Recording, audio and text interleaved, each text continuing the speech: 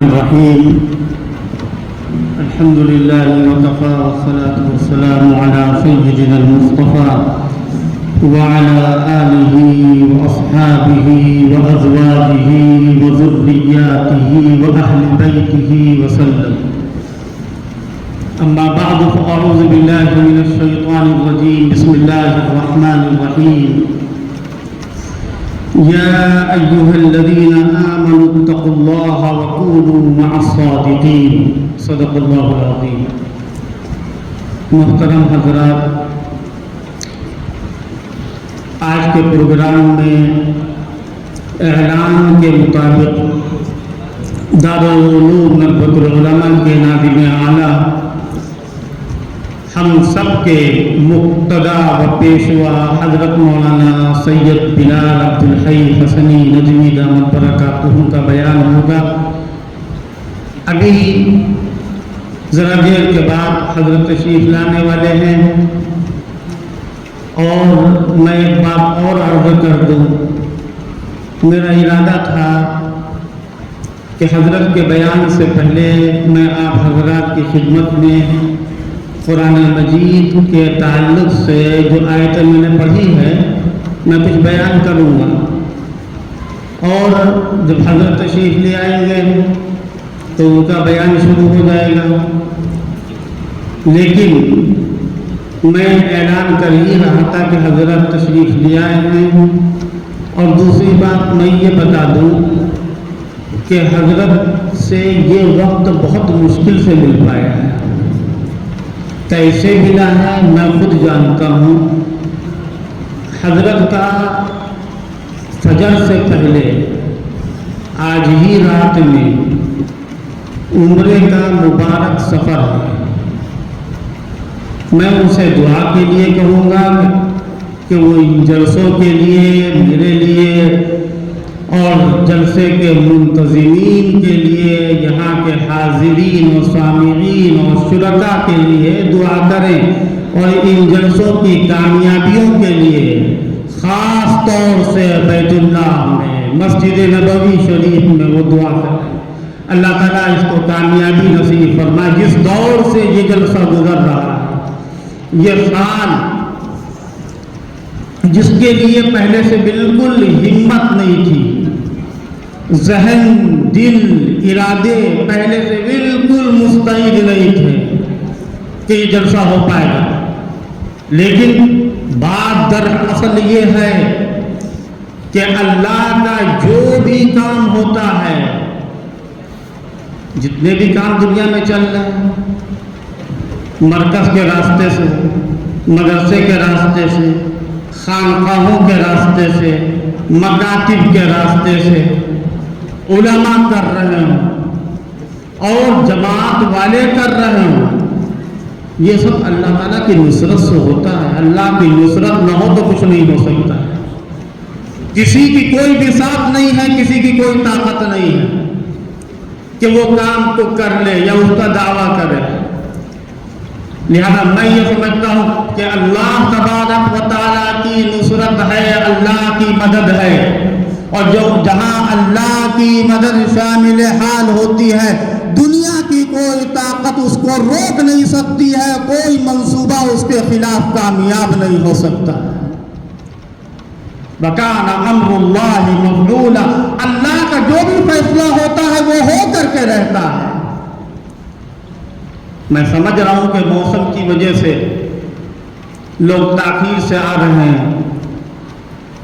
اور بہت لوگ نہیں بھی آ پا رہے ہیں، لیکن میں بالکل بغیر کسی تاخیر کے میں جانتا ہوں کہ حضرت اس وقت بے انتہا مصروف ہیں، اور ان کے سر کے اوپر کل سفر عمرہ جو ان کا فجر سے پہلے یہاں سے جائیں گے انشاءاللہ تعالیٰ. میں ان سے دعا کی درخواست کرتا ہوں کہ یہ ان جلسوں کے لیے، ہمارے لیے، پوری امت مسلمہ کے لیے دعا کریں. یہاں بھی دعا کریں، سفر میں بھی دعا کریں، بیت اللہ میں بھی دعا کریں، اور مدینہ طیبہ میں جائیں تو وہاں بھی دعا کریں کہ جن بزرگوں کی یہ صدیوں کی امانت ہے، اللہ اس امانت کو ہم جیسے لوگوں کے ذریعے سے پورا کر دے اور اس میں ہم کو کامیابی نصیب فرما دے۔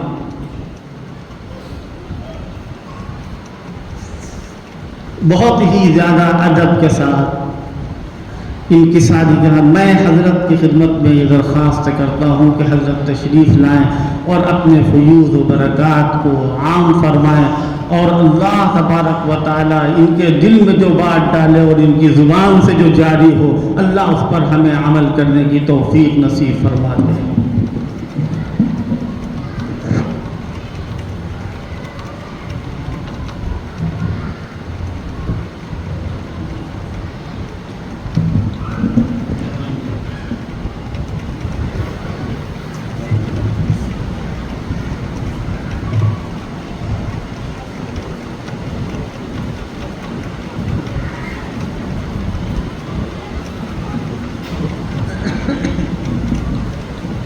حضرات باہر ہیں، ان سے میری درخواست ہے کہ حضرت کا بیان شروع ہو رہا ہے، وہ بغیر کسی تأمل کے اور بغیر کسی تاخیر کے جلدی سے جلدی حال کے اندر تشریف لے آئیں حضرت کا بیان سننے کے لیے۔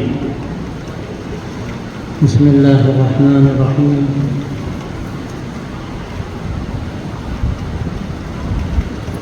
الحمد للہ رب العالمین، والصلاة والسلام على سيد المرسلين خاتم النبيين سيد الأولين والآخرين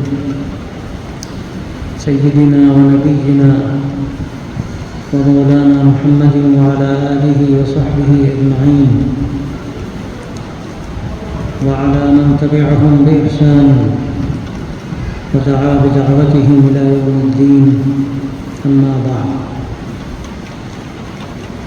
أعوذ بالله من الشيطان الرجيم۔ اليوم أكملت لكم دينكم وأتممت عليكم نعمتي ورضيت لكم الإسلام دينا، صدق الله العظيم۔ حضرات علماء کرام اور میرے دینی اور ایمانی بھائیوں، سب سے پہلے تو میں اپنے اس احساس کو پیش کرنا چاہتا ہوں کہ جب سے میری حاضری اس حال میں ہو رہی ہے، اور میں تو یہ کہہ سکتا ہوں کہ حال سے پہلے یہ جلسے یہاں شامیانے میں ہوا کرتے تھے، اور اس دور میں حضرت مولانا قاری محمد طیب صاحب رحمۃ اللہ علیہ اور حضرت مولانا سید ابوالحسن علی ندوی رحمۃ اللہ علیہ، حضرت مولانا ابراہیم الحق صاحب رحمۃ اللہ علیہ اور حضرت قاری صدیق صاحب رحمۃ اللہ علیہ اور بڑے بڑے علماء تشریف لاتے تھے، تو میری ان گنہگار آنکھوں نے ان کو دیکھا ہے۔ لیکن اس وقت سے میں دیکھتا ہوں کہ حضرت مولانا عبدالعلیم صاحب فاروقی رحمۃ اللہ علیہ نے جس طرح ان جلسوں کو نہ صرف یہ کہ سنبھالا بلکہ ان میں اضافہ ہوا اور لوگوں کی آمد بڑھی، اور خود حضرت مولانا علیم رحمۃ اللہ علیہ نے گواہی دی ہے، اس کو لکھا ہے کہ حضرت امام اہل سنت رحمۃ اللہ علیہ نے جو یہ پروگرام شروع کیا تو صرف یہی نہیں کہ یہاں کے لوگوں کے عقائد کی اصلاح ہوئی، بلکہ ان جلسوں میں بہت کچھ اصلاح معاشرہ اور اصلاح اعمال پر جو گفتگو کی گئی اس کا اثر پورے شہر پر پڑا اور یہاں کی فضا بنی، اور الحمدللہ 50 سال کا عرصہ گزرا، اس صدی کا زمانہ ہمارے حضرت مولانا عبدالعلیم صاحب فاروقی رحمۃ اللہ علیہ کی قیادت میں گزرا، اور اس کے الحمدللہ جو فوائد ہیں وہ دنیا نے محسوس کیے، خاص طور سے اہل شہر نے ان کو اپنی آنکھوں سے دیکھا۔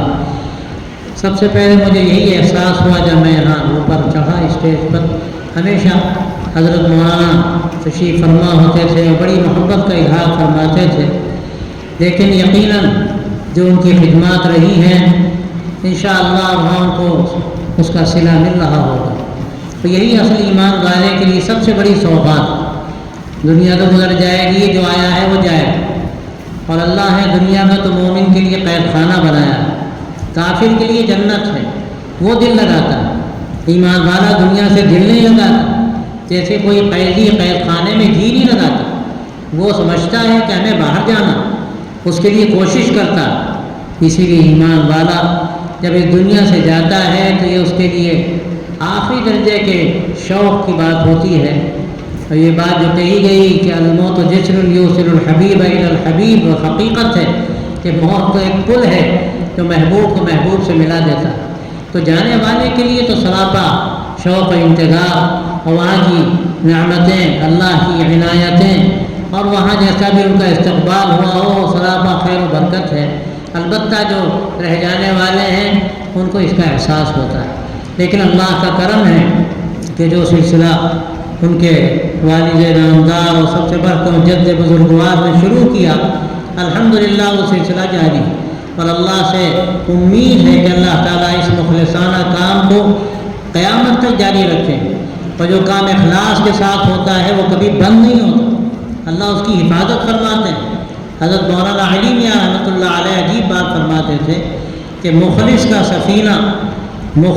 سفینہ ڈوبتے ڈوبتے پار لگ جاتا ہے، اور غیر مخلص کا سفینہ پار لگتے لگتے غرق ہو جاتا ہے۔ آدمی اللہ کے لیے کام کر رہا، اللہ کو راضی کرنے کے لیے جد و جہد و محنت ہو رہی، اللہ اس کے بہتر سے بہتر نتائج پیدا فرماتے ہیں۔ الحمدللہ اس سے اصلاح عقائد کا کام ہوا، اس سے اصلاح معاشرے کا کام ہوا، اصلاح اعمال کا کام ہوا، اور یہ مقصد ہے ان جلسوں کا۔ یہ ایک رسم نہیں ہے کہ یہ 15 دن کے جلسے ہیں، آپ یہ سمجھتے ہیں کہ آپ آئے، آپ نے باتیں سنی اور آپ چلے گئے۔ واقعہ یہ ہے کہ یہ ایک امانت ہے، اللہ تبارک و تعالیٰ نے یہ گویا کہ ذمہ داری دی ہے صرف جلسہ کرنے والوں پر نہیں، بلکہ یہاں شریک ہونے والوں پر، یہاں آنے والوں پر یہ ایک بڑی ذمہ داری ہے، اور ان کے اوپر ایک امانت ہے۔ جو باتیں دین کی کہی جاتی ہیں، جو باتیں اصلاح عقائد کی کہی جاتی ہیں، جو باتیں زندگی کو سدھارنے کے لیے اور لوگوں کو صحیح راستے پر لانے کے لیے کہی جاتی ہیں، ہم ان باتوں کو اپنے ذہن دماغ میں اتاریں، ہم ایک تحفے کے طور پر، ایک سوغات کے طور پر ان باتوں کو لے جائیں۔ یہ اصل ہماری ذمہ داری ہے۔ میں نے آپ کے سامنے جو قرآن مجید کی آیت پڑھی ہے اس میں بڑی حقیقت کا بیان، یہ آیت شریفہ عرفے کے دن نازل ہوئی، حجۃ الوداع کے موقع پر نازل ہوئی، اور آپ جانتے ہیں کہ جب یہ آیت نازل ہوئی تو یہودیوں نے کہا، حضرت عمر رضی اللہ عنہ سے حضور اقدس صلی اللہ علیہ وسلم تک بات پہنچی، انہوں نے کہا کہ اگر یہ آیت ہمارے ہاں نازل ہوتی تو ہم اس دن جشن مناتے۔ آپ صلی اللہ علیہ وسلم نے فرمایا یہ آیت جس دن نازل ہوئی وہ دوہری عید کا دن تھا، ایک تو عرفے کا دن تھا، جمعے کا دن تھا، تو یہ تو گویا کہ ایک عید بالائے عید ہے، خوشی پر خوشی ہے، لیکن آپ نے بات واضح کر دی کہ اسلام میں منانے کا کوئی تصور نہیں ہے کہ ایک کوئی واقعہ پیش آیا، کوئی خوشی کا واقعہ پیش آیا یا کوئی غم کا واقعہ پیش آیا، اب اس کے بعد سال بسال اس خوشی کا مظاہرہ کیا جائے، اس غم کا اظہار کیا جائے، نوحہ خوانی کی جائے، یہ خالص غیر اسلامی تصور، خالص غیر اسلامی تصور ہے۔ اگر سب سے بڑھ کر کوئی ہو سکتا تھا جو خوشی پر خوشی کا اظہار کرتا اور غم پر غم کا اظہار کرتا تو حضرت صحابہ رضی اللہ عنہم سے آگے کون ہو سکتا تھا؟ صدیق اکبر سے بڑھ کر کون ہو سکتا تھا؟ حضور پاک علیہ الصلوۃ والسلام کی ولادت شریفہ کے موقع پر کیا کسی خوشی کا تذکرہ ملتا ہے ہمیں؟ صدیق اکبر رضی اللہ عنہ نے، حضرت عمر فاروق رضی اللہ عنہ نے، حضرت عثمان ذو النورین رضی اللہ عنہ نے، حضرت علی مرتضیٰ رضی اللہ عنہ نے، یا حضرات عشرہ مبشرہ نے، یا حضرات حسنین رضی اللہ عنہما نے، یا کسی نے بھی کیا کوئی واقعہ ملتا ہے تاریخ میں کہ آپ کی ولادت شریفہ پر ہر سال خوشی منائی ہو یا آپ کی وفات پر ہر سال غم منایا ہو؟ یہ خالص غیر اسلامی طریقہ، خالص غیر اسلامی طریقہ۔ تو یہ جو آیت شریفہ نازل ہوئی وہ وقت جو تھا خوشی کا وقت تھا اور دوہری خوشی کا وقت تھا۔ آپ نے فرمایا کہ ہمارے لیے دوہری عید ہے جس میں یہ آیت نازل ہوئی۔ کیوں کہا انہوں نے کہ یہ آیت ایسی ہے کہ اگر ہم میں نازل ہوتی تو ہم اس دن عید مناتے، خوشی کا دن طے کر لیتے؟ وجہ اس کی یہ ہے اللہ تبارک و تعالیٰ نے اس آیت شریفہ میں جو بات ارشاد فرمائی ہے وہ اصلاً تکمیل دین کی بات، اتمام نعمت کی بات، اور یہ کوئی معمولی بات نہیں ہے. اللہ تبارک و تعالیٰ نے حضرت آدم علیہ السلام سے لے کر اور آخری نبی تک جو نظام جاری فرمایا اور اسلام کی شکل میں اللہ تبارک و تعالیٰ نے وہ دین اپنے ہر دور میں اپنے بندوں کو دیا، اپنے نبیوں کے ذریعے سے دیا. لیکن آپ صلی اللہ علیہ وسلم کو اللہ تبارک و تعالیٰ نے خاتم النبیین بنایا، آپ کے ذریعے سے اس دین کی تکمیل فرمائی، اس شریعت کی تکمیل فرمائی اور قیامت تک کے لیے اس طرح اس کو مکمل کر دیا گیا. ایک جزیہ بھی اب ایسا نہیں ہے کہ جو نیا بڑھایا جائے، ایک نیا اضافہ کیا جائے کسی بھی حیثیت سے. تو یہ ایک مکمل دین ہے جو اللہ تبارک و تعالیٰ نے ہمیں اور آپ کو دیا، آخری نبی کے ذریعے سے دیا، آخری شریعت کے طور پر دیا، آخری نظام کے طور پر عطا کیا. اب قیامت تک اس کو اپنے سینے سے لگانا، اس پر عمل کرنا، اس کے ایک جزئیے پر پوری طرح سے جمنا اور امت کو اس پر جمانا اور لگانا اور اس پر عمل کرنے کی کوشش کرنا، یہ ہماری سب سے بڑی ذمہ داری ہے. میرے دوستوں اور بھائیوں، اللہ نے جس طرح آپ صلی اللہ علیہ وسلم پر یہ دین مکمل فرمایا، عقائد مکمل فرمائے، اعمال مکمل فرمائے، اب اگر اس کے بعد کوئی نئی بات نکالتا، کوئی نئی بات کہتا تو یاد رکھیے کہ اس آیت شریفہ کا انکار کرتا، وہ آیت شریفہ کا انکار کرتا اور اللہ تبارک و تعالیٰ کی اس نعمت کی ناشکری کرتا. اللہ نے تو مکمل دین دیا، اللہ نے مکمل شریعت دی، وہ سارے اصول بتا دیے، عقائد کی ساری باتیں بتا دی، ہمیں کس طرح زندگی گزارنی ہے، ہمیں کس طرح اپنے عقائد کو مضبوطی کے ساتھ اپنے ذہن و دماغ میں پوری طرح سے باقی رکھنا ہے، اس پر ثابت قدم رہنا ہے. اب اس کے بعد کوئی نیا عقیدہ دریافت کرے، کوئی نئی بات دریافت کرے، کوئی نئی بات چلانا چاہے، عقیدے کی کوئی نئی شکل لوگوں کے سامنے رکھنا چاہے، تو یاد رکھیے کہ وہ دین سے ہٹا ہوا، وہ دین سے ہٹا ہوا، اس کا کوئی تعلق اسلام سے نہیں، اس کا کوئی تعلق شریعت اسلامیہ سے نہیں. اور حقیقت میں اللہ کے رسول صلی اللہ علیہ وسلم کا وہ باغی ہے، آپ صلی اللہ علیہ وسلم کا وہ منکر ہے، اس لیے کہ آپ نے جس مکمل دین پیش فرمایا.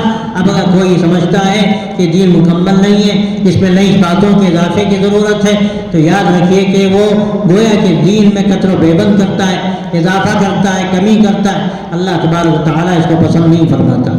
اللہ نے جو آیت اتاری اس میں صاف فرما دیا، الیوم اکملت لکم دینکم واتممت علیکم نعمتی ورضیت لکم الاسلام دینا، کہ آج میں نے تمہارا دین تم پر مکمل کر دیا اور اپنی نعمت ہم نے تم پر تمام کر دی اور بحیثیت دین کے اسلام کو تمہارے لیے طے کر دیا، پسند کر لیا. اللہ کی پسند کیا ہے؟ اللہ نے جو چیز طے کر لی وہ پسند فرما لی. اب اس کے بعد کیا کسی دوسرے شریعت کی طرف، کسی دوسرے نظام کی طرف، کسی عقیدے کی طرف یا کسی اور دنیا میں جو ازمز چل رہے ہیں، کسی ازم کی طرف اگر کوئی نگاہ کرتا ہے، یہ سب سے بڑی ناشکری، یہ سب سے بڑی ناشکری، اور یہ عام ناشکری نہیں ہے بلکہ اس کے نتیجے میں سلب نعمت کا خدشہ، اسلام کی جو نعمت اللہ نے دی ہے وہ نعمت چھن جانے کا خطرہ. یہ آیت شریفہ ہمیں پیغام دیتی ہے کہ ہمیں اسی طرح اپنے عقیدوں کو قائم رکھنا ہے جو عقیدے اللہ کے نبی صلی اللہ علیہ وسلم کے ذریعے سے ہمیں ملے. آپ نے جس طرح مقام متعین کیا، وہ جس کا جو مقام متعین کیا وہ آپ کا طے کردہ نظام ہے، آپ کا طے کردہ مقام ہے. ہم اس میں کوئی کمی بیشی اگر کرتے ہیں تو آپ صلی اللہ علیہ وسلم کی ہم بات کے منکر. تو میرے دوستوں، میرے بھائیوں، ہمیں اس پر غور کرنے کی ضرورت. اللہ کے رسول صلی اللہ علیہ وسلم نے حضرات صحابہ کے بارے میں کیا فرمایا، کتنی روایتیں حدیثیں ہمارے سامنے، اس میں آپ صلی اللہ علیہ وسلم نے صحابہ کے مقام کو واضح کیا. ایک جگہ فرمایا، ترمذی کی روایت ہے جو حسن درجے کی ہے، کہ اللہ فی اصحابی لا تتخذوهم غرضا من بعدی فمن احبهم فبحبی احبهم ومن ابغضهم فببغضی ابغضهم. اللہ سے ڈرو، اللہ سے ڈرو. میرے صحابہ کے بارے میں اگر کوئی ان سے بغض رکھتا ہے تو سچی بات یہ ہے کہ میرے بغض کی وجہ سے وہ ان سے بغض رکھتا ہے. اور اس سے پہلے فرمایا کہ لا تتخذوهم غرضا من بعدی، میرے بعد ان کو نشانہ مت بنانا، میرے بعد ان کو طعن و تشنیع ان پر مت کرنا. وہ میرے صحابہ ہیں، میرے ساتھی ہیں، وہ میرے راستے پر چلنے والے ہیں، وہ میرے تربیت یافتہ ہیں. اگر تم ان سے نفرت کرتے ہو تو اس کا مطلب یہ ہے کہ تمہیں مجھ سے نفرت. اگر تم صحابہ سے بغض رکھتے ہو تو اس کا مطلب یہ ہے کہ تمہیں مجھ سے بغض ہے. اور اگر تم ان سے محبت کرتے ہو تو یہ حقیقت میں اللہ کے نبی صلی اللہ علیہ وسلم کی محبت کا امتداد ہے، اور آپ کی محبت ہمارے لیے عین ایمان ہے۔ اگر اللہ کے نبی کی محبت دل میں نہ ہو تو یاد رکھیے پھر ایمان دل میں نہیں رہ سکتا۔ یہ ہمارے ایمان کا تقاضا، ہمارے ایمان کی بلکہ بنیاد ہے کہ اللہ کے نبی صلی اللہ علیہ وسلم کی محبت سب سے بڑھ کر لا یؤمن احدکم حتی اکون احب الیہ من والدہ وولدہ والناس اجمعین۔ آپ نے فرمایا تم میں کوئی بھی اس وقت مسلمان نہیں ہو سکتا جب تک کہ میں اس کے نزدیک اس کے والدین سے زیادہ، اس کی اولاد سے زیادہ اور تمام لوگوں سے زیادہ محبوب نہ ہو جاؤں۔ آپ کی محبت عین ایمان، اگر یہ محبت نہیں تو ایمان نہیں۔ اور صحابہ کی محبت یہ حقیقت میں آپ کی محبت کا امتداد ہے۔ اگر آپ سے محبت ہے تو صحابہ سے محبت، آپ سے محبت ہے تو اہل بیت سے محبت۔ آپ نے فرمایا اذکرکم اللہ فی اہل بیتی، میں اللہ کو کا حوالہ دیتا ہوں تمہیں اپنے گھر والوں کے سلسلے میں۔ آپ نے صحابہ کے مقام کو بیان فرمایا، آپ نے اپنے گھر والوں کے مقام کو بیان فرمایا، اور پھر اس کی وضاحت فرمائی۔ صدیق اکبر رضی اللہ تعالیٰ عنہ کا جو مقام ہے، آپ نے واضح طریقے پر ان کے بلند مقام کی طرف اشارہ ہی نہیں کیا، بلکہ تمہیں صاف کہتا ہوں کہ آپ نے اس کی صراحت، آپ نے ان کو نماز کا امام بنایا، آپ نے ان کو حج کا امیر بنایا، آپ نے مسجد نبوی کے جتنے دروازے گھروں میں کھلتے تھے سب دروازے بند فرما دیے، حکم دیا کہ تمام دروازے بند کر دیے جائیں سوائے ابو بکر کے دروازے کے۔ آپ صلی اللہ علیہ وسلم نے ان کی جانشینی کا بھی اعلان فرمایا۔ ایک مسلم شریف کی روایت میں اس کی وضاحت ہے، آپ نے کہا کاغذ لے آؤ میں نام لکھ دوں ابو بکر کا، لیکن پھر فرمایا اس کی ضرورت نہیں، وَيَأْبَى اللَّهُ وَالْمُؤْمِنُونَ إِلَّا أَبَا بَكْرَ۔ اللہ کا فیصلہ ہے، ایمان والے اسی پر طے کریں گے، اسی پر راضی ہوں گے، متفق ہوں گے کہ ابو بکر کو امیر بنایا جائے اور ہمارا خلیفہ بنایا جائے۔ یہ مقام سیدنا ابو بکر صدیق رضی اللہ عنہ کا ہے۔ اب کوئی اگر ان کا مقام گھٹاتا ہے تو اپنا ایمان گھٹاتا ہے، کوئی اگر ان کے مقام کو اپنی نگاہوں سے گراتا ہے، سچی بات یہ ہے کہ اللہ کے نبی صلی اللہ علیہ وسلم کی ذات گرامی پر حرف آتا ہے، اور گویا کہ وہ بات اس کی حضرت صدیق اکبر تک نہیں رہ جاتی، اللہ کے رسول صلی اللہ علیہ وسلم تک جاتی۔ آپ نے غلط فرمایا، آپ نے غلط ان کو امام بنایا، آپ نے غلط ان کو امیر حج بنایا۔ حضرت علی رضی اللہ تعالی عنہ حج میں تشریف لے گئے، حضرت ابو بکر نے فرمایا امیر مأمور، آپ امیر ہیں یا مأمور ہیں؟ تو حضرت علی نے فرمایا مأمور، میں امیر نہیں ہوں، امیر آپ ہیں۔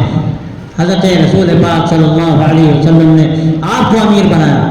تو یہ مقام صدیق اکبر رضی اللہ تعالیٰ عنہ کا ہے، یہ مقام حضرت عمر فاروق رضی اللہ تعالیٰ عنہ کا ہے۔ آپ نے جا بجا ان دونوں حضرات کا ذکر فرمایا، ابو بکر رضی اللہ تعالیٰ عنہ، عمر رضی اللہ تعالیٰ عنہ، کہ یہ دونوں میرے ساتھ ہیں، ساتھ نکلنا، ساتھ داخل ہونا، کتنے مواقع پر آپ نے ان دونوں کا تذکرہ فرمایا۔ حضرت عمر رضی اللہ تعالیٰ عنہ کے بارے میں فرمایا اگر کوئی ملہم ہے اس امت میں تو عمر رضی اللہ تعالیٰ عنہ ہے، اور ان کے اس الہام ربانی کا تذکرہ ہمیں جا بجا ملتا ہے۔ 20-22 ایسے موقع ہیں کہ حضرت عمر نے جو رائے ظاہر فرمائی، اللہ نے اس کے مطابق آسمان سے وحی اتاری، اللہ نے اس کے مطابق آسمان سے وحی اتاری۔ کیا مقام تھا عمر فاروق رضی اللہ عنہ کا، پھر کیا مقام تھا عثمان ذو النورین رضی اللہ عنہ کا۔ آپ فرماتے ہیں کہ جس سے فرشتے شرم کرتے ہوں کیا میں ان سے شرم نہ کروں؟ اور پھر حضرت علی مرتضیٰ رضی اللہ عنہ کا کیا مقام ہے؟ آپ نے فرمایا کہ جس کا مولا میں ہوں علی بھی اس کے مولا، یعنی میں جس کا دوست ہوں علی بھی اس کے دوست، جس کو مجھ سے محبت ہے اس کو علی سے بھی محبت ہوگی، اگر علی سے محبت نہیں ہے تو اس کا مطلب مجھ سے محبت نہیں۔ ان حضرات کا مقام، یہی مقام صحابہ کا ہے۔ آپ نے فرمایا کہ صحابہ کے بارے میں اللہ سے ڈرو اور کبھی ان کے بارے میں غلط بات زبان سے نہ نکالنا۔ ہاں یہ ہو سکتا ہے ان میں فرق مراتب ہو، مقام ایک صدیق اکبر کا ہے، سابقین اولین کا ہے، اصحاب بدر کا ہے، اور پھر صلح حدیبیہ میں شریک ہونے والوں کا ہے، اور پھر وہ فتح مکہ میں شریک ہونے والوں کا ہے، اور پھر وہ حضرات ہیں جو فتح مکہ کے بعد مسلمان ہوئے، اور وہ ہیں جن کو مؤلفۃ القلوب بھی کہا گیا۔ آپ صلی اللہ علیہ وسلم نے اس موقع پر کس قدر نوازشیں فرمائیں، بڑے بڑے مشرکین مکہ کو آپ نے کتنا نوازا، کیوں نوازا؟ تاکہ وہ ایمان سے قریب ہو جائیں، اسلام کی محبت ان کے دل میں آ جائے۔ اللہ نے بہتوں کو اسلام عطا فرما دیا، جن میں حضرت ابو سفیان بھی ہیں، اخیر میں اسلام لائے۔ حضرت امیر معاویہ رضی اللہ تعالیٰ عنہ ان سے پہلے مسلمان ہوئے. یہ ٹھیک ہے جو مقام خلفائے راشدین کا ہے، جو مقام سابقین اولین کا ہے، جو مقام بیعت رضوان والوں کا ہے، وہ مقام حضرت معاویہ کا نہیں ہے. لیکن حضرت معاویہ رضی اللہ عنہ صحابی ہیں اور بحیثیت صحابی کے اللہ نے جو مقام صحابہ کو دیا وہ اس مقام کے حامل ہیں. اب اگر کوئی ان کے خلاف زبان کھولتا ہے وہ یا صحابہ کے خلاف زبان کھولتا ہے. اور اسی لیے ہمارے علماء نے اور ائمہ نے اور وہ لوگ جو ابتدا میں آئے اور جنہوں نے دین کو صاف صاف امت کے سامنے پیش کیا، اس کی وضاحت کی، انہوں نے یہ بات کہی کہ معاویہ دروازہ ہیں، اگر یہ دروازہ ٹوٹا پھر آگے خیر نہیں، پھر آگے خیر نہیں. کہاں تک جائے گا آدمی؟ پھر شیخین تک جائے گا اور اس کے بعد تو اللہ کے رسول صلی اللہ علیہ وسلم تک چلا جائے گا، پھر بات رکتی نہیں. تو اس لیے صحابہ رضی اللہ تعالیٰ عنہم کے بارے میں اپنی زبانوں کی حفاظت، ان کی عظمت کو دلوں میں بٹھانا یہ عین ایمان کا تقاضا. اسی طرح جو اہل بیت کرام ہیں، اللہ کے رسول صلی اللہ علیہ وسلم کے نواسے ہیں، آپ کو ان کیسی محبت حاصل ہے کہ آپ اپنے کاندھے پر سوار کرائے ہوئے ہیں اور دعا کرتے ہیں کہ اللہ مجھے اس سے محبت ہے، کہ اللہ تو بھی اس سے محبت فرما. اور اس کے علاوہ آپ نے ان کے بارے میں فرمایا کہ ہما ریحانتایا من الجنہ، یہ دونوں میری جنت کی خوشبو ہیں. آپ نے فرمایا ہما سیدہ شباب اہل الجنہ، یہ نوجوان نان جنت کے سردار ہیں. حضرت فاطمہ رضی اللہ تعالیٰ عنہ کے بارے میں فرمایا کہ جنت کے عورتوں کی سردار ہیں، میرے دل کا ٹکڑا ہے. جس نے اس کو ناراض کیا اس نے مجھ کو ناراض کیا، اور جس نے مجھ کو ناراض کیا اس نے اللہ کو ناراض کیا.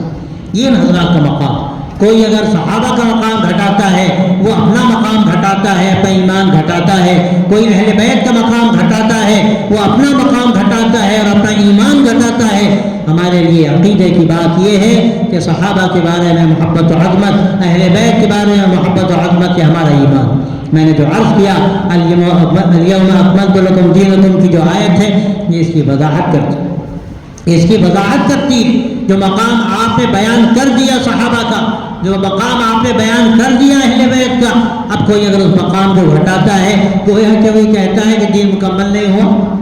آپ نے جو بیان فرمایا گویا بیان آپ کا مکمل نہیں تھا، اب اس میں کمی کی جائے گی یا زیادتی کی جائے گی. اور ظاہر ہے اگر کوئی ایسا کرتا ہے یا کہتا ہے یا عقیدہ رکھتا ہے تو اس کا ایمان پھر آدھا ہے، خطرے میں ہے. وہ گویا کہ تکمیل ایمان کا قائل نہیں، وہ اتمام نعمت کا قائل نہیں. اور اللہ اعلان کر چکا کہ یہ دین مکمل کر دیا گیا اور یہ نعمت تمام کر دی گئی. اب اس کے بعد اگر کوئی اس کا منکر ہے تو گویا آیت قرآنی کو جھٹلاتا ہے، وہ آیت قرآنی کو نہیں مانتا، وہ اللہ کی ناشکری کرتا ہے. اللہ مکمل دین دے چکا، اب اس کے بعد کوئی نئی بات نکالے، کوئی نئی رسم نکالے، کوئی کچھ کہے کوئی کچھ کہے. آج کے دور میں کیا ہو رہا ہے؟ کوئی حدیث کا انکار کر رہا ہے. کتنے لوگ ہیں جو پڑوسی ملک کے ہیں اور وہ اس طرح دین میں تحریف کرتے ہیں اور دین میں کمی و زیادتی کرتے ہیں. وہ حقیقت ہے دین سے ناواقف ہیں. اور بہت سے لوگ ہیں بیچارے تو جانتے نہیں، ان کی تقریریں سنتے ہیں موبائل پر، سوشل میڈیا پر، اور اس کے نتیجے میں ان کا عقیدہ متزلزل ہوتا ہے، وہ غلط راستے کی طرف جاتے ہیں. میں اس کی ایک مثال دیتا ہوں. کوئی بہت اچھی تقریر کرے اور کوئی بڑا اچھا لکھنے والا ہو، ایسا کہ پڑھنے والا جھوم جائے، تقریر سننے والا بس اس کے اوپر کیفیت طاری ہو جائے. یاد رکھیے یہ کمال کی باتیں نہیں، یہ وسائل ہیں. یقیناً ان وسائل کا فائدہ بھی ہوتا، لیکن ہمارے لیے اصل جو بنیادی بات ہے وہ یہ کہ ہم اپنی منزل کو تلاش کریں. ہمارے لیے جو اصل منزل ہے جو اللہ تبارک و تعالیٰ نے متعین فرما دی، تو حضور پاک علیہ الصلوۃ والسلام نے ہم کو دکھا دی. صحابہ رضی اللہ تعالیٰ عنہ اسی راستے پر چل کر اور منزل تک پہنچے، اور پھر ان کے راستے پر امت چلی اور چلے گی قیامت تک. ہمارے لیے اصل یہ ہے کہ ہمیں ان منزل تک جانا ہے. ہمیں یہ نہیں دیکھنا کہ راستہ کہاں کا اچھا. آپ کو اگر دہلی کا سفر کرنا ہے تو آپ جو دہلی جانے والا راستہ ہے اس پر چلیں گے. آپ کو اگر ملیح آباد جانا ہے یا ادھر ہردوئی جانا ہے آپ ہردوئی کے راستے پر جائیں. ہاں دیکھیں گے کون سا راستہ زیادہ اچھا ہے، تھوڑا سا دور کا بھی ہوگا تو آپ اس پر چلیں گے. لیکن یہ تو آپ بالکل نہیں کریں گے کہ آپ کو ہردوئی جانا ہو اور آپ کلکتے کے راستے پر جائیں یا بنارس کے راستے پر جائیں اور یہ کہیں کہ یہ راستہ بہت اچھا ہے اس لیے ہمیں اس راستے پر چلنا چاہیے. میرے ساتھ لطیفہ ہوا، میں ایک دفعہ جھانسی ادھر گلولی کی طرف جا رہا تھا اور گلولی کے لیے ہمیں راستے سے موڑنا تھا. لیکن راستہ بڑا اچھا تھا اور گاڑی 120-30 کی رفتار سے چل رہی تھی. خیال ہی نہیں آیا کدھر مڑنا ہے. 25 کلومیٹر آگے چلے.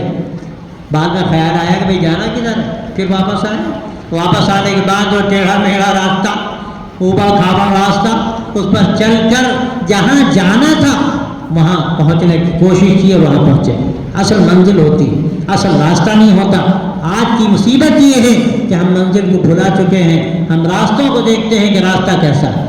یہ تقریریں کرنے والے اور یہ لکھنے کھانے والے بھروسہ نہیں ہے. جب تک کہ منزل کا صحیح پتہ بتانے والا نہ ہو، آپ یاد رکھیے وہ کتنے ہی اچھے سے اچھے راستے پر آپ کو چلائے، لیکن آپ کی منزل کھوٹا کرنے والا اگر ہے تو آپ کا سب سے بڑا دشمن اور آپ ہی کا دشمن نہیں، دین کا دشمن.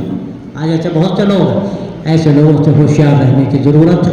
ہمارے سامنے نبی کا راستہ، ہمارے سامنے صحابہ کا راستہ، ہمارے سامنے سلف کا راستہ. اور میں اکثر عرض کرتا ہوں کہ دیکھیے کتابوں سے صرف دین نہیں ملتا. جب تک کہ آدمی رجال اللہ سے دین نہ سیکھے، اور ہمارے ان بزرگوں نے اور سلف نے کس طرح دین سیکھا، کتابوں سے نہیں سیکھا. اپنے جو ان کے اسلاف تھے، ان کے بزرگ تھے، انہوں نے ان سے دین سیکھا. اور یہ حکم ہے اللہ کا. میں اکثر کہتا ہوں دیکھیے قرآن مجید میں جو سورہ فاتحہ بار بار پڑھی جاتی ہے، ہر رکعت میں آپ پڑھتے ہیں، کیا سکھایا گیا؟ اہدنا الصراط المستقیم صراط الذین انعمت علیہم. اللہ تعالیٰ کہتا ہے، یہ دعا سکھاتا ہے، اے اللہ ہمیں صراط مستقیم کی ہدایت عطا فرما. صراط الذین انعمت علیہم، تیرے ان بندوں کا راستہ جن پر تیرا انعام ہوا. یہ اللہ تعالیٰ کیوں فرما رہا؟ اللہ چاہتا تو یوں کہہ دیتا اہدنا الصراط المستقیم، صراط القرآن یا صراط الحدیث یا صراط الرسول صلی اللہ علیہ وسلم. لیکن یہاں یہ کہا گیا کہ ان لوگوں کا راستہ جو تیرے منعم علیہم بندے ہیں، من النبیین والصدیقین والشہداء والصالحین وحسن اولئک رفیقا. وہ کون بندے ہیں جن پر اللہ کا انعام ہوا؟ اللہ کے نبی ہیں، وہ صدیقین ہیں، وہ شہداء ہیں، وہ صالحین ہیں. اور یہ کون لوگ ہیں؟ یہ سلف صالحین ہیں جنہوں نے اپنے سابقین سے، اپنے پہلے والوں سے دین سیکھا.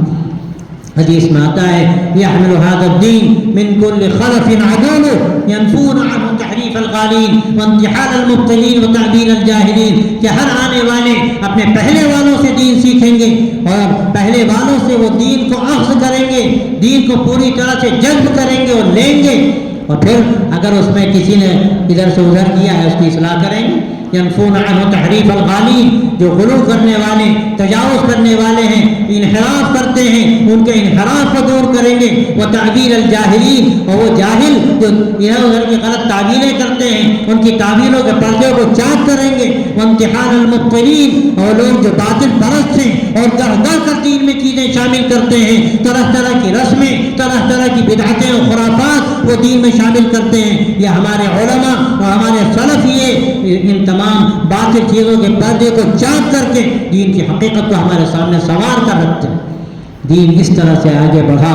سلف سے ہمارے خلف نے، وہی سلف ہو گئے، پھر ان کے بعد جو خلف آئے، ان کے بعد میں آنے والے، انہوں نے اپنے سابقین سے دین سیکھا، اور یہ سلسلہ چلا اور چلے گا قیامت تک. تو اس طرح یہ جو عقائد کا باب ہے، یہ عقائد وہی معتبر ہیں جو ہمارے سلف نے بیان کیے. سب سے بڑھ کر صحابہ نے، اور صحابہ سے تابعین نے، اور تابعین سے پھر ائمہ کرام نے، اور بڑے بڑے علماء نے جنہوں نے کتابیں لکھی، جنہوں نے دین کے حقائق کو بیان کیا، پھر اس کی ترجمانی ہمیشہ علماء کرتے رہے. اسی پر ہمیں جینا ہے اور اسی پر ہمیں مرنا ہے. اسی لیے قرآن مجید میں ایک جگہ اور یہ بات کہی گئی، اعوذ باللہ من الشیطان الرجیم ومن یشاقق الرسول من بعد ما تبین له الهدى ويتبع غیر سبیل المؤمنین نولہ ما تولى ونصلہ جہنم وساءت مصیرا. اللہ تعالیٰ صاف کہتا ہے کہ جب ہدایت کھل چکی اس کے بعد اگر کوئی اللہ کے رسول صلی اللہ علیہ وسلم سے مخالفت مول لیتا ہے، اور پھر آگے کیا فرمایا، ويتبع غیر سبیل المؤمنین، اور ایمان والوں کے راستے سے ہٹ کر اور کسی راستے پر چلتا ہے. اس سے بات صاف ہو گئی کہ اللہ کے نبی کا راستہ وہ ہے جس پر ایمان والے چلے. اور یاد رکھیے ایمان والوں سے مراد اس آیت شریفہ میں بنیادی طور پر کون لوگ ہیں؟ جب یہ آیت اتر رہی تھی اس وقت ایمان لانے والے وہ تھے جو حضور پاک علیہ الصلوۃ والسلام کے صحبت یافتہ تھے، جن کو صحابہ کہا گیا. اور یہ لقب ہے ایسا عظیم لقب اور ایسا بابرکت لقب کہ جس کو یہ لقب مل گیا اللہ نے اس کو ایسا بلند مقام عطا فرما دیا کہ قیامت تک اب یہ مقام کسی کو حاصل نہیں ہو سکتا۔ تو یہ صحابہ نے جو راستہ اختیار کیا، فرما دیا گیا کہ وہی اصل راستہ ہے۔ اور پھر صحابہ کے راستے کو جو تابعین نے اور ائمہ متبوعین نے اور بڑے بڑے علماء و سلف نے وہ اختیار کیا، اس کی ترجمانی کی، بس وہی اصل راستہ ہے۔ اب اس زمانے میں نہ جانے کیسے کیسے لوگ پیدا ہو گئے، نئی نئی باتیں کرنے لگے، کوئی صحابہ پہ تنقید کرے، کوئی اہل بیت پہ تنقید کرے، کوئی حدیث پر انگلی اٹھائے اور حدیث کا انکار کرے اور یہ کہے کہ ہمارے سامنے تو جو بہت متواتر حدیثیں ہیں ہم تو بس ان کو مانتے ہیں، مشہور کو نہیں مانتے اور ان حدیث کو بھی نہیں مانتے، اس کو نقل کرنے والا کوئی ایک ہے چاہے وہ امام ہو۔ میرے دوستوں، میرے بھائیو، یہ وہ لوگ ہیں جو حدیث کے منکر، اللہ کے نبی کے باغی میں ان کو سمجھتا ہوں، جو ایسی باتیں کرتے ہیں وہ دین میں کمی بیشی کرتے ہیں اور دین میں گھٹاتے ہیں اور بڑھاتے ہیں، تحریف کرتے ہیں۔ ہماری آپ کی ذمہ داری ہے کہ سلف نے ہمیں جس راستے پر ڈالا اور ہمیں جن عقائد پر انہوں نے ڈالا اور عقائد ہمارے سامنے کھول کھول کر بیان کیے، ہمیں اسی پر جینا ہے اور اسی پر مرنا ہے۔ یہ نئی نئی باتیں، نئی نئی بدعتیں، من احدث فی امرنا ھذا ما لیس منہ فہو رد، جو ہمارے اس دین میں کوئی نئی بات ایجاد کرتا ہے جس کا تعلق دین سے نہیں، مردود ہے وہ، ہرگز اس کی بات قبول نہیں کی جائے گی، وہ قابل رد ہے۔ تو ہمیں یہاں اس بات کو سمجھنے کی ضرورت ہے کہ یہ ایک مکمل دین، یہ ایک مکمل نظام زندگی، یہ ایک مکمل شریعت ہے اور اللہ تعالیٰ نے اس شریعت کو ہمارے لیے طے کر دیا، اس کو متعین کر دیا، اسلام کو ہمارے لیے منتخب کر لیا، پسند فرما لیا۔ اب اس سے ہٹ کر اگر کوئی دوسرا راستہ اختیار کرے گا فلن یقبل منہ، اللہ تعالیٰ فرماتا ہے ان الدین عند اللہ الاسلام، یہ وہی اسلام ہے جس کا ذکر الیوم اکملت لکم دینکم میں کیا جا رہا ہے۔ اللہ نے وہ اسلام ہمارے لیے طے کر دیا اور دین مکمل کر دیا اور صاف کہہ دیا کہ ان الدین عند اللہ الاسلام، اللہ کے نزدیک مذہب و دین اگر ہے تو صرف اسلام ہے۔ ومن یبتغی غیر الاسلام دینا فلن یقبل منہ، اسلام سے ہٹ کر اگر کوئی دین تلاش کرتا ہے، اللہ صاف کہتا ہے کہ اس کا یہ دین، اس کا طریقہ ہرگز قبول نہیں کیا جائے گا، وہ مردود ہے۔ بس یہ ہے کامیابی کا راستہ۔ ہمارے بڑوں نے، ہمارے بزرگوں نے ہمیں اسی راستے پر ڈالا، ہمیں اسی پر جینا ہے، اسی پر مرنا ہے اور اسی پر امت کو لانا ہے، اسی کا نظام ہمیں باقی رکھنا ہے، اسی کی تحریک چلانی ہے، اسی کی دعوت دینی ہے، اسی کے لیے قربانیاں دینی ہیں۔ آج کے اس دور میں جو بہت فتنوں کا زمانہ ہے اور ایسے ایسے وسائل لوگوں کے پاس ہیں کہ جو جس طرح چاہے اپنی بات پیش کرے، جیسے کہتے ہیں کہ ایک زمانہ تھا کہ مینڈک کنویں میں ٹرٹراتا تھا، لیکن آج جو مینڈک ٹرٹراتا ہے وہ موبائل میں ٹرٹراتا ہے، وہ بڑے بڑے مائک میں ٹرٹراتا ہے مینڈک کو ٹرٹرانے والا، اس کے سوا کچھ نہیں اس کے پاس۔ لیکن آج دنیا کبھی کبھی اس کی آواز پر فریفتہ ہو جاتی ہے، اور آج تو حالت یہ ہے، لوگوں کا مزاج ایسا بن گیا ہے کہ خرد کا نام جنوں رکھ دیا، جنوں کا خرد کا نام جنوں رکھ دیا، جنوں کا خرد، جو چاہے آپ کا حسن کرشمہ ساز کرے کہ آدمی کے جو دماغ میں آ جائے اور اس کو سمجھے کہ میں صحیح سوچ رہا ہوں، وہ سمجھتا ہے کہ مجھ سے بڑا کون دنیا میں عقل مند، حالانکہ پلے درجے کا نادان، پلے درجے کا احمق انسان، لیکن اپنے آپ کو سب سے بڑا عقل مند سمجھتا ہے۔ اس کا نتیجہ یہ ہے کہ انتہائی ایسی باتیں نامناسب جن کا تذکرہ بھی چاہے جس مبارک مجلس میں انتہائی نامناسب ہو، آج ان کو مسلک بنایا جائے، اس کو عقیدہ بنایا جائے، یہ کہ اس پر عمل کرنا آدمی اس کو درست سمجھے، جائز سمجھے۔ تو میرے دوستوں، میرے بھائیوں، یہ فتنوں کا زمانہ، اور اس میں عافیت کا راستہ کیا ہے؟ عافیت کا راستہ وہی ہے جس کو اللہ کے رسول صلی اللہ علیہ وسلم نے عافیت کا راستہ فرمایا۔ ایک مرتبہ آپ نے فرمایا میری امت 72 فرقوں میں بٹ جائے گی، جیسے گزشتہ امتیں، بلکہ آپ نے یہ فرمایا گزشتہ امتیں 72 فرقوں میں بٹ گئیں اور میری امت 73 فرقوں میں بٹ جائے گی۔ صحابہ نے پوچھا اللہ کے رسول حق پر کون ہوگا؟ تو آپ نے کیا فرمایا؟ ما انا علیہ و اصحابی، جس پر میں ہوں، میرے صحابہ ہیں، وہ طریقہ حق، وہ صحیح طریقہ، اس کے علاوہ سارے طریقے باطل۔ تو یہ جو بات آپ نے فرمائی آج اس دور میں یہ بالکل روز روشن کی طرح ہمارے سامنے کتنی جماعتیں اور کتنے فرقے اور کتنے گمراہ لوگ اور پھر ان کی کیسی دعوت اور کیسے ان کے ساتھ وسائل، وہ اپنی پوری طاقت کے ساتھ اس کی دعوت میں لگے ہوئے ہیں، ان باطل چیزوں کی وہ گویا کہ اشاعت کرتے ہیں، وہ دین پر اعتماد کو ختم کرتے ہیں۔ کتنے لوگ ہیں جو کہتے ہیں ہمیں ملاؤں کا دین نہیں چاہیے، ہمیں اللہ کا دین چاہیے۔ دیکھنے میں کتنی اچھی بات لگ رہی، لیکن کلمۃ حق ارید بها الباطل، یہ بات چاہے کسی نہ کسی درجے میں صحیح کہی جا سکے، لیکن اس سے جو بات ان کے ذہن و دماغ میں ہے کہنے والوں کے، اس سے وہ باطل کا ارادہ کرتے ہیں، وہ دین پر تیشے چلانا چاہتے ہیں، وہ شریعت کو مسخ کرنا چاہتے ہیں۔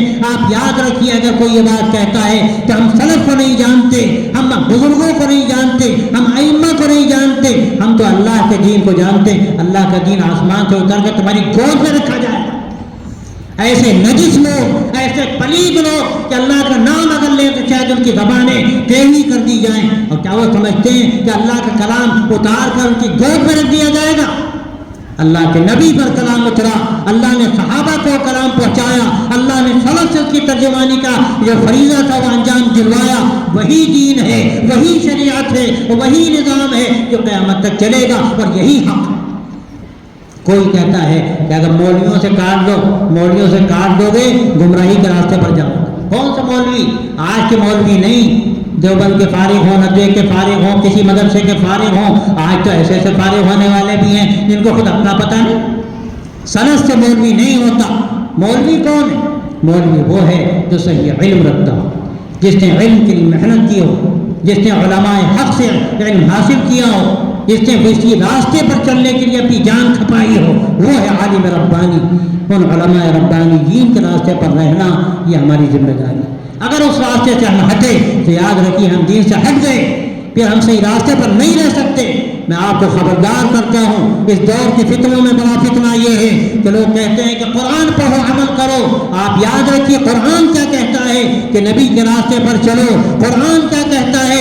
ان لوگوں کا راستہ اختیار کرو جو ایمان والے ہیں، اللہ نے صحیح راستہ ان کو دیا۔ اگر تم ان کے راستے پر چلو گے تو صحیح راستے پر چلو گے۔ اور آگے کیا فرمایا؟ وَمَن يَتَّبِعْ غَيْرَ سَبِيلِ الْمُؤْمِنِينَ نُوَلِّهِ مَا تَوَلَّى وَنُصْلِهِ جَهَنَّمَ وَسَاءَتْ مَصِيرًا، کہ جو ایمان والوں کے راستے ہٹ کر اور کوئی راستہ اختیار کرتا ہے، جو راستہ وہ چلتا ہے ہم ایک دھکا اور دیتے ہیں، وہ دور جاتا ہے، وَنُصْلِهِ جَهَنَّمَ، اور ہم اس کو جہنم رسید کر دیتے ہیں۔ راستہ علماء کا ہے، علماء اہل حق کا ہے، سلف کا ہے، بزرگوں کا ہے، سب سے بڑھ کر صحابہ کا ہے، تابعین کا ہے، ائمہ متبوعین کا ہے، اور ان کے راستے پر چلنے والوں کا ہے۔ پھر کوئی نیا راستہ اگر نکالتا ہے وہ قرآن کے خلاف جاتا ہے، وہ حدیث کے خلاف جاتا ہے، سنت کے خلاف جاتا ہے۔ اللہ کے رسول صلی اللہ علیہ وسلم نے ہمیں جس نظام پر ڈالا وہ اس نظام کا باغی۔ اس لیے میں دوستوں بھائیوں، میں آپ سے یقین معاف کرنا چاہتا ہوں کہ اللہ نے جو آپ کو مکمل دین دیا، اللہ نے جو نعمت تمام کی، یہ ہمارے لیے سب سے بڑی سوغات، یہ ہمارے لیے سب سے بڑی نعمت ہے۔ ہمیں اس نعمت کی قدر کرنی ہے، ایک ایک چیز کی حفاظت کرنی ہے، اور اپنی پوری زندگی کو اس کے سانچے میں ڈھالنے کی کوشش کرنی ہے۔ اپنے عقائد میں، اپنی عبادتوں میں، اپنی نمازوں میں، اپنے روزوں میں، اپنے معاملات میں، اپنے طرز معاشرت میں، اپنے شادی بیاہ میں، اپنے آپس کے روابط میں، وراثت کی تقسیم میں، اور اپنی پوری زندگی میں، اپنے اٹھنے اور بیٹھنے میں، معاملات کرنے میں، ماں باپ کے حقوق میں، پڑوسیوں کے حقوق میں، یہاں تک کہ جانوروں کا بھی حق بیان کر دیا گیا۔ ان تمام چیزوں میں جو طریقہ سرکار دو عالم حضرت محمد عربی صلی اللہ علیہ وسلم نے ہمارے سامنے رکھا، وہی طریقہ حق ہے، اسی پر جینا ہے، اسی پر مرنا۔ انشاءاللہ اگر آپ یہ عزم لے کر گئے اور آپ نے یہ طے کیا تو میں صاف کہتا ہوں کہ آپ کا یہاں آنا 100 بار مبارک ہے، اور آپ ایک تحفہ لے کر جائیں گے۔ یہاں آنا کوئی رسم نہیں ہے، میں نے شروع میں عرض کیا، یہ کوئی رسم نہیں ہے کہ آپ یہاں پر آئے اور تھوڑی دیر بیٹھے اور باتیں سن کے چلے گئے۔ یہ ایک امانت ہے، یہ ایک امانت ہے، جو باتیں کہی جا رہی ہیں وہ ایک امانت کے طور پر کہی جا رہی ہیں۔ آپ ان باتوں کے ذہن و دماغ میں اتارنے کی کوشش کیجیے، اپنی زندگی کا جائزہ لیجیے، اپنے روز و شب کو دیکھیے، اپنی زندگی کو دیکھیے، ہم کدھر جا رہے ہیں۔ آج ہمارا ایمان خطرے میں، ہمارے آنے والی نسلیں خطرے میں، ان کو اسکولوں میں ڈالا جا رہا ہے، کالجوں میں ڈالا جا رہا ہے، ہماری بچیاں یہ ہاسٹل میں ڈالی جا رہی، ان کی کوئی پرواہ نہیں کہ ان کا کیا رخ ہو، ان کا کیا رخ ہوگا، وہ کدھر جائیں گے، ان کا ایمان رہے گا یا نہیں رہے گا۔ یاد رکھیے اگر آپ نے اپنا تحفظ نہ کیا، آنے والی نسلوں کا انتظام نہ کیا، ان کے ایمان کا، ان کی دینی تعلیم کا الگ سے انتظام نہ کیا، تو یہ نسل آپ کے ہاتھ سے نکل جائے۔ تو یہ ہماری بڑی ذمہ داری ہے۔ انشاءاللہ اگر ہم یہ تحفہ لے کر گئے کچھ کرنے کے عزم کے ساتھ، تو یہ آپ کا آنا مبارک، آپ کا جانا مبارک، اور آپ کے لیے یہ سلسلہ جو اللہ نے اپنے نیک بندوں کو توفیق دی، اس کو انہوں نے جاری کیا، یہ جاری رہے گا، انشاءاللہ اس کا فیض آپ کو ملے گا۔ لیکن آپ لیں گے تو ملے گا، آپ آئیں اور دامن جھاڑ کر چلے جائیں تو میرے بھائی جو پھر ہماری بڑی محرومی کی بات ہے۔ میں بہت طویل بات نہ کرنے کا اس وقت موقع ہے، اور میں سمجھتا ہوں ضرورت بھی نہیں جو باتیں کہنی ہیں۔ اگر آدمی سچے دل سے سنتا ہے اور کہنے والا اللہ اس کو بھی اخلاص دے اور درد دل دے، وہ اگر درد دل کے ساتھ کہتا ہے تو چند باتیں بھی انشاءاللہ بہت ہیں۔ اللہ تعالیٰ ہم سب کو عمل کی توفیق دے، آپ کے آنے کو اللہ قبول فرمائے اور خیر کا ذریعہ بنائے۔ اللہ تعالیٰ ان جلسوں کو قیامت تک جاری رکھے، ان کی حفاظت کو اللہ تعالیٰ قائم رکھے، اور جن حضرات نے ان کو قائم کیا اور اس کو آگے بڑھایا، اللہ تعالیٰ ان سب کے درجات کو بلند فرمائے۔ امام اہل سنت حضرت مولانا عبدالشکور صاحب فاروقی رحمۃ اللہ علیہ، حضرت مولانا عبدالسلام صاحب رحمۃ اللہ علیہ، اور پھر ہمارے حضرت مولانا عبدالعلیم صاحب فاروقی رحمۃ اللہ علیہ، جنہوں نے 50 سال خدمت کی، اللہ تعالیٰ ان سب کے درجات کو بلند فرمائے، اور اسلاف کے اور بزرگوں کے ساتھ ان کا حشر کرے، اور ہم سب کو اللہ تعالیٰ قیامت میں اپنی رضا نصیب فرمائے، پاک زندگی نصیب فرمائے، اپنی رضا کے کاموں میں لگنے کی توفیق عطا فرمائے، ایمان پر باقی رکھے اور ایمان پر دنیا سے اٹھائے۔ وآخر دعوانا ان الحمدللہ رب العالمین۔ انشاءاللہ ابھی معبود باری صاحب کا یہ بیان ہوگا، آپ حضرات تشریف رکھیں، کیونکہ مجھے جلدی ہے تھوڑی، میں جاؤں گا، آپ لوگ تشریف رکھیں، گفتگو انشاءاللہ جاری رہے۔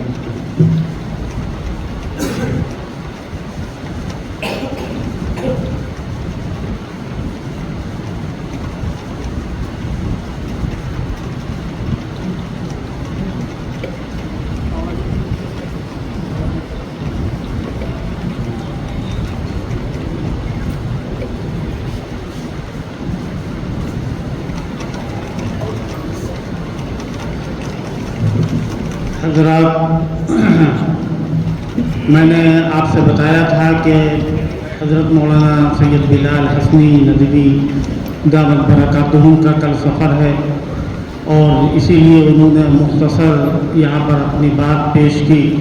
جو حضرات جلسے میں آئے تھے میں ان سے گزارش کرتا ہوں کہ وہ ابھی بیٹھے رہیں، دعا کے بعد جائیں۔ ابھی حضرت مولانا نے آپ کے سامنے جو کچھ بھی بیان کیا، میں یہ کہنا چاہتا ہوں کہ جو حضرات کھڑے ہوئے ہیں اور مسافے کے لیے بڑھ رہے ہیں، وہ اپنی جگہ پر بیٹھ جائیں، مولانا کو آرام سے نکل جانے دیں، کوئی تکلیف کوئی زحمت نہ ہونے پائے۔ مولانا بھی آپ کے سامنے بیان کر رہے تھے، اور آیت کریمہ کیا پڑھی تھی حضرت نے؟ اليوم اکملت لکم دینکم واتممت علیکم نعمتی ورضیت لکم الاسلام دینا۔ اللہ کیا فرماتا ہے؟ آج ہم نے تمہارے لیے دین کو مکمل کر دیا۔ اللہ کیا کہہ رہا ہے؟ اليوم اکملت لکم دینکم واتممت علیکم نعمتی ورضیت لکم الاسلام دینا۔ کیا ترجمہ ہے اس کا؟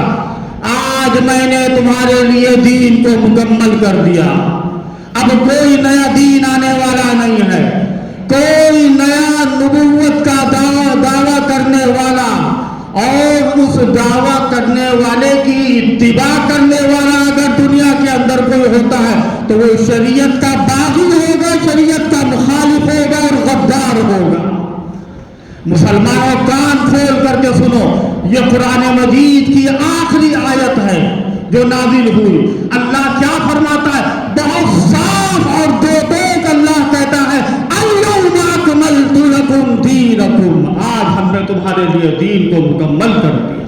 کیا مطلب ہوا دین کو مکمل کر دیا؟ تو یہ آخری دین، دین اسلام، اللہ کے آخری پیغمبر، اللہ کے آخری نبی، امام الانبیاء، تاجدار مدینہ جناب محمد الرسول اللہ صلی اللہ تعالی علیہ وسلم پر نازل ہوا۔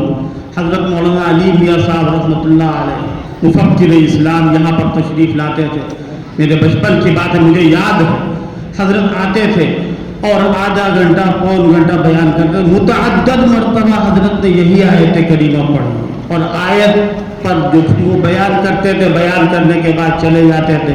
اور بعد میں میرے والد, میرے ابو حضرت مولانا عبدالعلیم صاحب فاروقی رحمۃ اللہ تعالی علیہ ان کی بات کو پورا کرتے تھے. وہ مضمون مجھے یاد آتا ہے. اللہ تبارک و تعالیٰ فرماتا ہے آج ہم نے تمہارے لیے دین کو مکمل کر دیا اور اپنی نعمت پوری کر دی, اور جو دین تمہارے لیے پسند کیا ہے وہ دین اسلام ہے.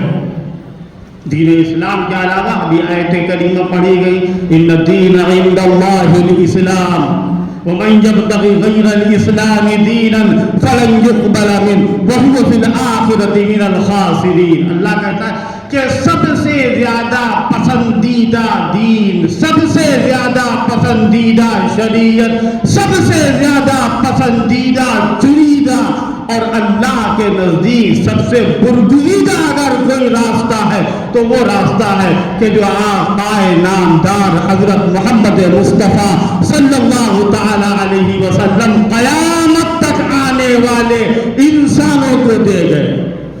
آپ نے جو دین دیا اللہ تبارک و تعالیٰ نے اسی راستے پر چلنے کا حکم دیا.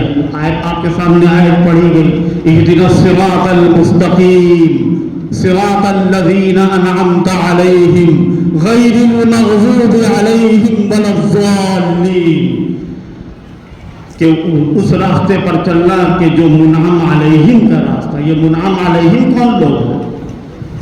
اللہ کہتا ہے اہدنا الصراط المستقیم صراط الذین انعمت علیہم, جن پر اللہ کا انعام ہوا, جن پر اللہ کا انعام ہوا. قرآن کی دوسری آیت دیکھیے اولئک الذین انعم اللہ علیہم من النبیین والصدیقین والشہداء والصالحین وحسن اولئک رفیقا.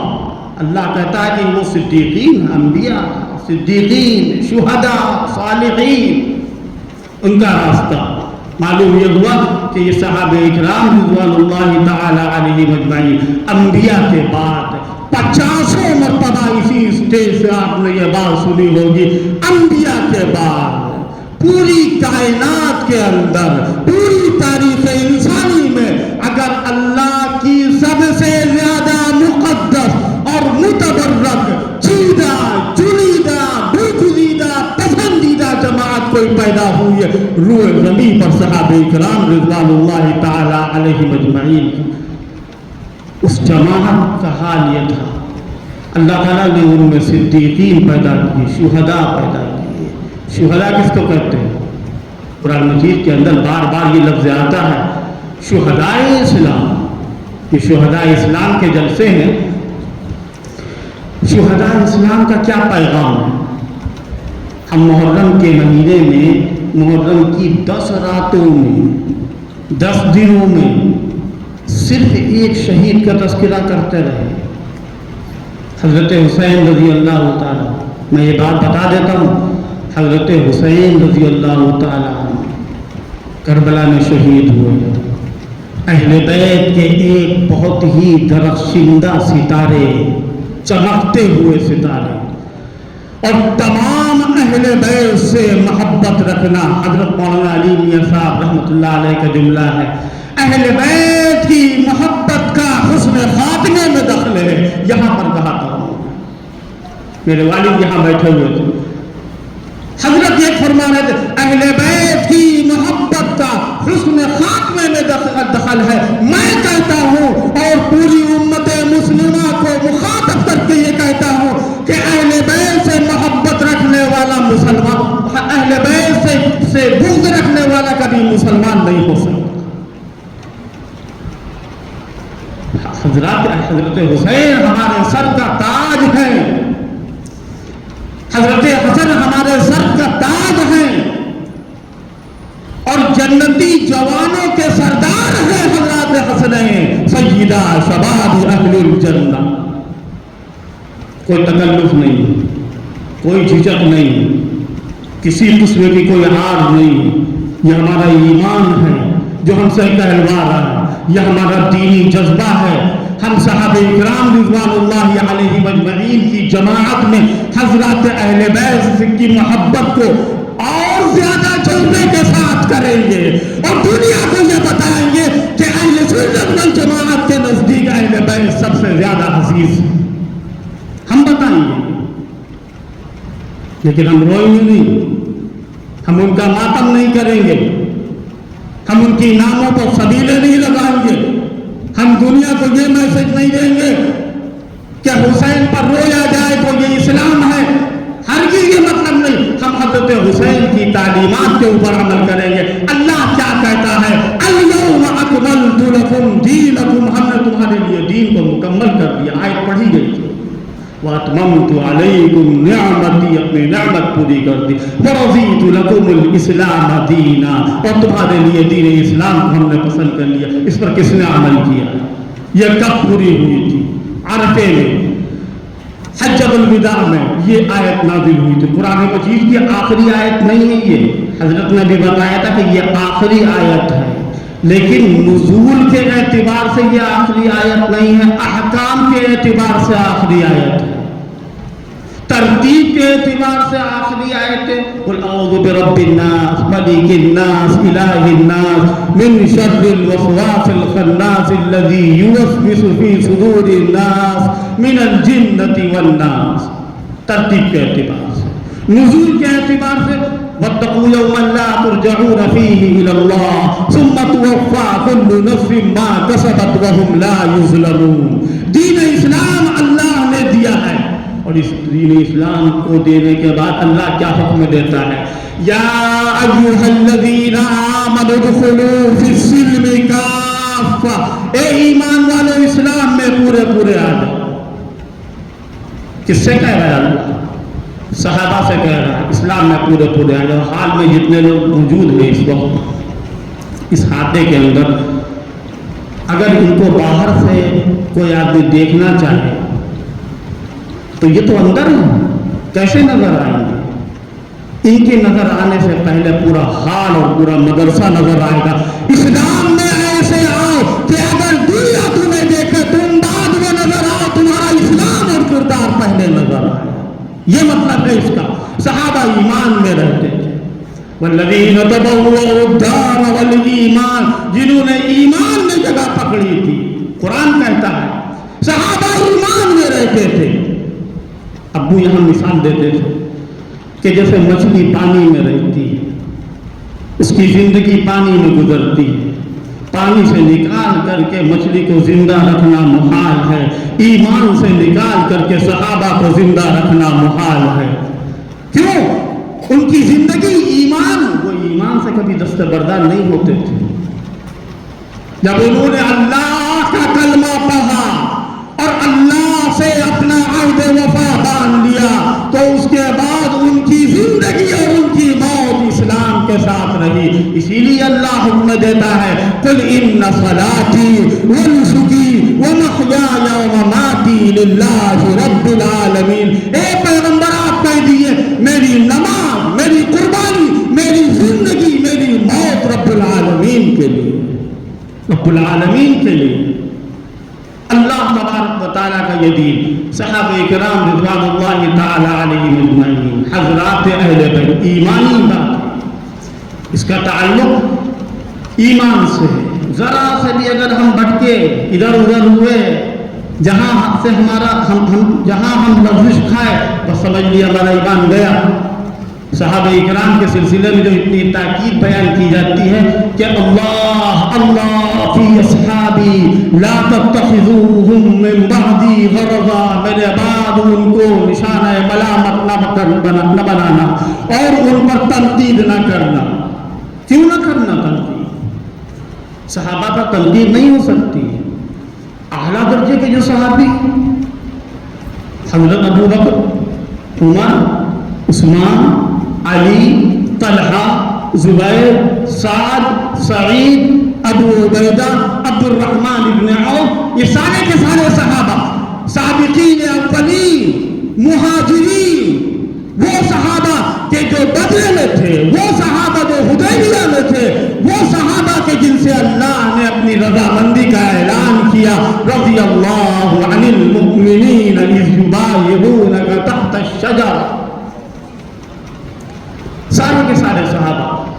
ان پر تنقید نہیں ہو سکتی ہے. تنقید تو دور کی بات، ان کی ہم چھٹائی بھی نہیں کر سکتے، ان کو ہم جانچ بھی نہیں سکتے. کیوں؟ اس لیے اللہ نے ان کو جانچا ہے اور پرکھا ہے. اللہ کیا فرماتا ہے؟ اولئک الذین امتحن اللہ قلوبہم للتقوی. یہ وہ بزرگ ہستیاں ہیں کہ جن کا اللہ نے امتحان لے لیا. جب اللہ نے امتحان لے لیا تو اب بندوں کو حق نہیں ہے ان کا امتحان لینے کا. یہ الگ بات ہے کہ فلاں صحابی سے افضل، ان کے اندر فرق مراتب ہیں. اللہ تبارک و تعالیٰ نے ان کے مرتبوں کو الگ الگ طریقے سے بیان کیا ہے. فتح مکہ سے پہلے ایمان لانے والے، فتح مکہ کے بعد ایمان لانے والے، جہاد کرنے والے اور جو جہاد سے پیچھے رہ جانے والے ہیں برابر نہیں ہو سکتے. پھر کیا امت کو اس بات کا حق ہے کہ بعد میں ایمان لانے والے جو ایک لمحے کے لیے مسلمان ہوئے تھے،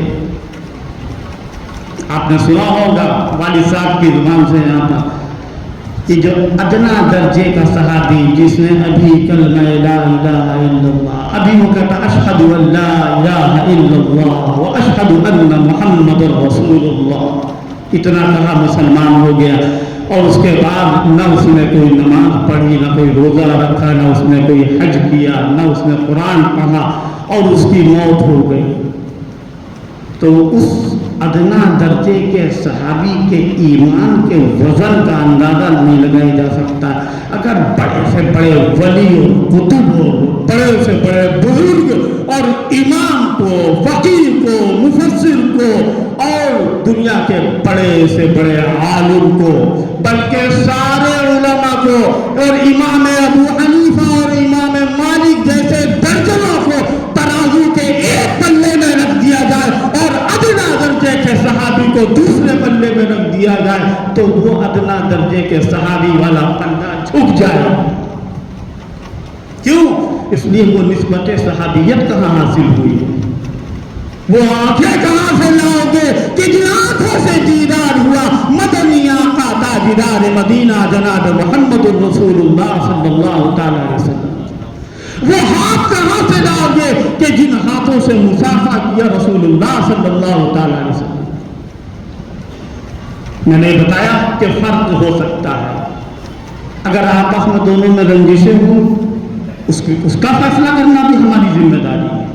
اگر حضرت معاویہ میں اور حضرت علی میں لڑائی ہوئی، حضرت علی میں اور حضرت عائشہ میں لڑائی ہوئی، اگر ان کے درمیان کچھ شکوے، شکایتیں، رنجش تھی بھی تو اس کا فیصلہ کرنا بھی ہماری ذمہ داری ہے. اللہ فیصلہ کر چکا وَنَزَعْنَا مَا فِي صُدُورِهِم مِّن غِلٍّ إِخْوَانًا عَلَىٰ سُرُرٍ مُّتَقَابِلِينَ.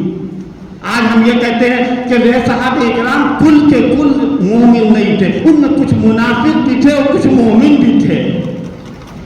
آپ کو یہ بھی نہیں معلوم کہ صحابہ اور منافقین میں کیا فرق ہے؟ قرآن کہہ رہا ہے کہ صحابہ مومن تھے. منافق کے بارے میں کیا کہا؟ منافق کافر تھے. منافقوں کو الگ بیان کیا. منافقوں کو جس پیرائے میں قرآن میں بیان کیا گیا ہے وہ الگ پیرایہ ہے، اور صحابہ کو جس پیرائے میں بیان کیا وہ الگ پیرایہ ہے. وہ بھی کلمہ پڑھتے تھے اذا جاءك المنافقون قالوا نشهد انك لرسول الله والله يعلم انك لرسول والله يشهد ان المنافقين لكاذبون. اللہ منافقوں کو جھوٹا کہہ رہا ہے، لیکن جب صحابہ کا اللہ تذکرہ کرتا ہے تو کیا کہتا ہے؟ اولئک هم الصادقون اولئک هم المؤمنون حقا. صحابہ کا ذکر اللہ کس طرح کرتا ہے، منافقوں کا ذکر اللہ کس طرح کرتا ہے. قرآن مجید دیکھو، اللہ نے صحابہ کا تذکرہ اس طرح کیا کہ ہم نے ان کے دلوں کے اندر، ان کے سینوں کے اندر ایمان کو محبوب کر دیا. حبب الیکم الایمان وزینہ فی قلوبکم وکرہ الیکم الکفر والفسوق والعصیان اولئک هم الراشدون. بہت ساری آیتیں میں پڑھ سکتا ہوں اس وقت صحابہ اکرام کے فضائل. صحابہ اکرام کے مقام. جب دنیا سے آدمی جنت میں جائے گا تو اس وقت اللہ پوچھے گا کیا اب بھی کچھ چاہیے تم کو؟ بندہ کہے گا کہ اے اللہ ہم کو ساری چیزیں مل چکی ہیں, کسی کوئی بھی نعمت باقی نہیں رہی. اللہ نے کہا ایک چیز ابھی باقی ہے, ہم اپنی رضامندی کا اعلان کرتے ہیں. جنتی جنت میں جانے کے بعد اللہ کی رضامندی کا مستحق ہوگا. صحابہ کو اسی دنیا کے اندر اللہ کہتا ہے رضی اللہ عنہم ورضوا عنہ, اللہ ان سے راضی اور یہ اللہ سے راضی. یہ چند باتیں میں نے, حضرت کا بیان جلدی ختم ہو گیا. اللہ تعالیٰ ان کو جزائے خیر عطا فرمائے. موسم بھی اس قابل نہیں ہے کہ میں اس میں کچھ تاخیر کروں, دعا کروں گا. اور اس سے پہلے میں بہت ضروری اعلان کرنا چاہتا ہوں, بڑے قلق کے ساتھ, بڑے درد کے ساتھ, جتنے آنے والے یہاں لوگ ہیں اور خاص طور سے ائمہ مساجد میرے بیان میں میرے اس اعلان کو سنیں. جمعہ ہے, جمعے میں اپنی اپنی مسجدوں میں جو مرکز کے ذمہ دار یہاں آئے ہوئے ہیں ان سے بھی میں درخواست کرتا ہوں کہ وہ مرکز میں یہ اعلان کرے شہداء اسلام کے جلسے شروع ہو چکے ہیں. آج چوتھا دن تھا ان جلسوں کا. آنے والے جو جلسے ہیں ان میں زیادہ سے زیادہ لوگ آئیں, دین کی, ایمان کی, عقیدے کی جو صحیح مثبت باتیں ہیں وہ آپ حضرات کی خدمت میں پیش کی جائیں گی. ہمارا یہ جی چاہتا ہے کہ جو روایت, جو امانت ہے وہ اسی طریقے سے قائم رہے اور چلتی رہے. اللہ پاک ہم کو اور آپ کو اور پوری امت مسلمہ کو صحیح عقیدے سے آشنا فرمائے. اپنی اپنی مسجدوں میں اعلان ضرور کریے گا, اور عشاء کی نماز میں محلے کی مسجد میں بھی یہ اعلان ہو. اور اس سے بحث نہیں کہ بیان کس کا ہوگا, کس کا بیان ہوگا. جلسوں میں آنا ہے یہ ہماری ذمہ داری ہے. ہمارے باپ دادا یہ کرتے چلے آئے, آپ کے باپ دادا یہ کرتے چلے آئے. بالکل خالص دینی جلسہ ہے. اللہ پاک اس کو ہمارے لیے آخرت کی سعادت کا ذریعہ.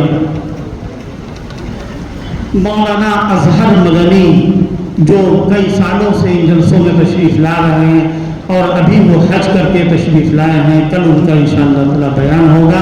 اور پرسوں دارالعلوم دیوبند کے مبلغ اور ان جلسوں میں برابر شریک ہونے والے اور یہاں کے طالب علم بھی رہے اور استاد بھی رہے حضرت مولانا محمد یامین قاسمی صاحب تشریف لائیں گے.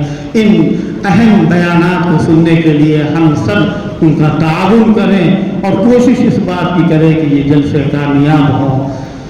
اللهم صل على محمد وعلى آل محمد كما صليت على إبراهيم وعلى آل إبراهيم إنك حميد مجيد.